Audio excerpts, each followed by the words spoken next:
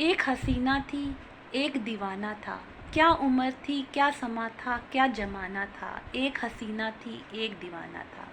दुश्मन न करे दोस्त ने वो काम किया है, उम्र भर का गम हमें इनाम दिया है। अपने ही गिराते हैं नशे मन पे बिजलियाँ, गैरों ने आके फिर भी हमें थाम लिया है। दुश्मन न करे दोस्त ने वो काम किया है। जी हाँ, आज मैं जिस विषय पे बात करना चाहती हूँ वो है किसी को डिच करना। देखिए, मैं स्टार्टिंग से कहना चाह रही हूँ कि फ़िल्मों के सॉन्ग लेकर के मैं इसलिए कहती हूँ कि समझाना चाहूँ, मैं लड़का और लड़की दोनों के विषय में बोलना चाह रही हूँ। आजकल दोनों ही एक दूसरे को धोखा करते हैं, सभी के अफेयर्स होते हैं। पहले के समय में क्या होता था, लड़का लड़की एक दूसरे को देखते भी नहीं थे, लोग बड़े कंजर्वेटिव थे, अंदर रहते थे और पेरेंट्स ही लड़के लड़की की शादी कर देते, बहुत ही कम एज में तय कर देते थे या कर देते थे। उसके बाद शादी हो जाती थी, 3-4 बच्चे हो जाते थे, उन्हीं में उनकी फैमिली चलती रहती थी और लाइफ ऐसे ही कट जाती थी। लेकिन थोड़ा समय बदला, फिर लोग एडवांस हुए थोड़े से, तो ये हुआ कि अफेयर्स चलने लगे जेंट्स के, ज़्यादातर लेडीज़ के नहीं, जेंट्स के चलने लगे अफेयर। कि लेडीज़ घर में काम किया करती थी, जेंट्स के बाहर कोई सेक्रेटरी हो या काम करने वाली महिला के संग संबंध बन जाते थे, तो अपनी वाइफ के संग वो धोखा करता था, या वाइफ की बहन या रिलेशन में किसी के संग उनके संबंध बन जाते थे। अब ये समय आ गया है, अब वो समय तो कब का चला गया। उसके बाद थोड़ा सा महिलाओं के भी संबंध बनने लगे, बाहर निकलने लगी दूसरे लोगों के संग। अब जो ये समय आ गया है, ये तो जैसे लिव इन का टाइम आ गया है। ये समय तो और ही ज़्यादा विकृत होता जा रहा है। समाज को हो क्या गया है पता नहीं जी, कौन सा नशा करता है, यार मेरा हर एक से वफा करता है।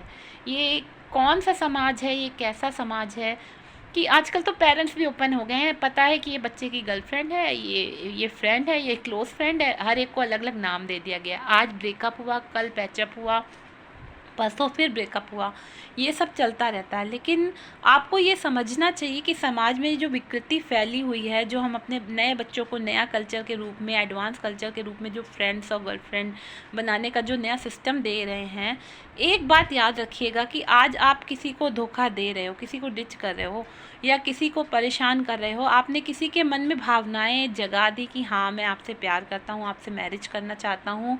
और ये सबसे बड़ा धोखा है किसी के भी साथ, और सबसे बड़ा पाप है कि किसी के मन में प्रेम की भावना जगा करके उसको छोड़ देना या उससे दूर हो जाना। ये मैं सिर्फ एक व्यक्ति के लिए नहीं कह रही हूँ, मैं दोनों पर्सन्स के लिए कह रही हूँ। जैसे कि एक मूवी में दिखाया गया था कि एक लड़की सिर्फ पैसे के पीछे होती है और फिर बाद में उसे शादी करके उसका मर्डर करके उसकी प्रॉपर्टी को हड़प लेती है। एक हसीना थी, एक दीवाना था गाना है उस मूवी का सॉन्ग। तो पैसे के पीछे वो प्रॉपर्टी हड़प लेती है, लेकिन वो लाइफ में कभी सुखी नहीं रह पाती है। ये कर्ज मूवी का जो सीन था उसमें दिखाया गया था। ऋषि कपूर थे और आपके राज किरण थे कर्ज मूवी में। तो वो कर्ज मूवी में जो सिमी गेरवाल या जो भी हीरोइन थी, वो अगर ऋषि कपूर के संग जो भी करती है तो आप देखते हैं अंत में फिल्म का क्या होता है, वो कभी सुखी नहीं रह पाती।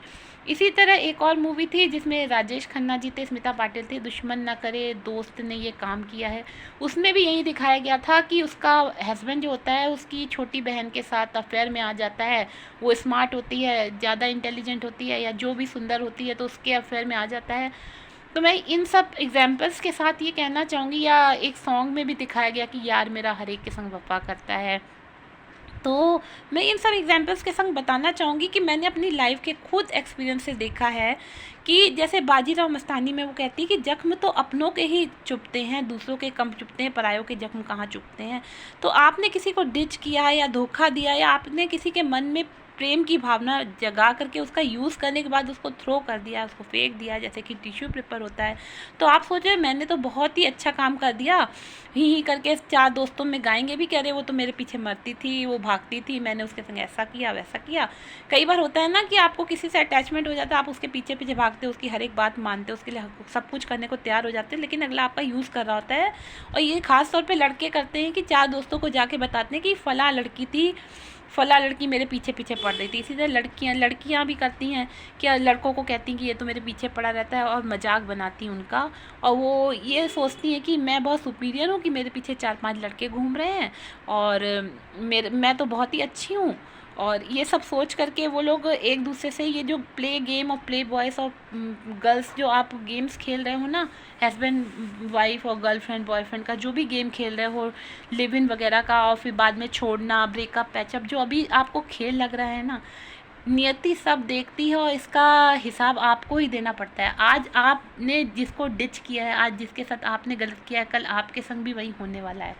कई मूवीज़ ऐसी हैं जिनके एंड में दिखाया गया, कज मूवी में दिखाया गया कि एक बार उसने राजकिरण के संग धोखा किया, तो उसके बाद ऋषि कपूर जी ने उनके संग धोखा किया। आप भी एजेड हो गए, बूढ़े हो गए, यानी आप अभी सुंदर हो, स्मार्ट हो, लेकिन एक एज के बाद आके आप भी बूढ़े हो गए, एज के हो गए, तो आपको भी ये सब झेलना पड़ेगा। आपको भी किसी के धोखे का शिकार होना पड़ सकता है। ये नहीं है कि आप सुंदर, स्मार्ट हो, पर्सनैलिटी वाले, तो आपको धोखे का शिकार नहीं होना पड़ेगा। इसलिए अपना वर्चस्व दिखा करके, अपनी सुंदरता दिखा करके किसी को धोखा देना, उसको अपने प्यार में फंसा करके धोखा देना सबसे बड़ा पाप है। तो मैं आजकल के यंगस्टर से यही कहूँगी कि आप एक पर्सन और एक ही फ्रेंड के संग लॉयल रहें, इधर उधर भटके नहीं। भटकने से कुछ नहीं मिलता, भटकाव में कुछ नहीं है, जो ठहराव में है। आप ठहर जाइए और अपने जीवन को अग्रिम अच्छा बनाने का प्रयत्न करिए।